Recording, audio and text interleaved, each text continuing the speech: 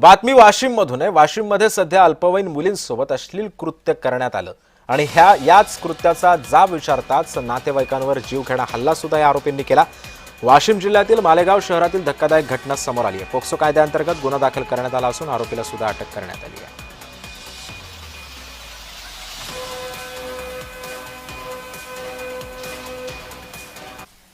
तर राहत्या घरी म्हणजे वार्ड नंबर 5 गांधीनगर या ठिकाणी त्यांची मुलगी 11 वर्ष हे सोबत मोहल्ल्यामधल्या 4 मुली त्यांचं वय पण 11 वर्ष ह्या खेळायला आल्या असताना त्यांनी त्या मुलींना बोलवून त्यांना छेडछाड केलं आणि वाईट उद्देशाने त्यांना टच केले।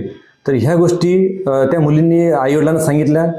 आईवडील आणि नातेवाईक त्याला आरोपीच्या घरी जा विचारण्याकरता आले असता आरोपीने लोखंडी ते कंपासमधील लोखंडी चॉक त्याने आणि वालपुट्टी मारण्याचा जो पट्टी असते त्या पट्टीने असं त्याला जखमी केलं।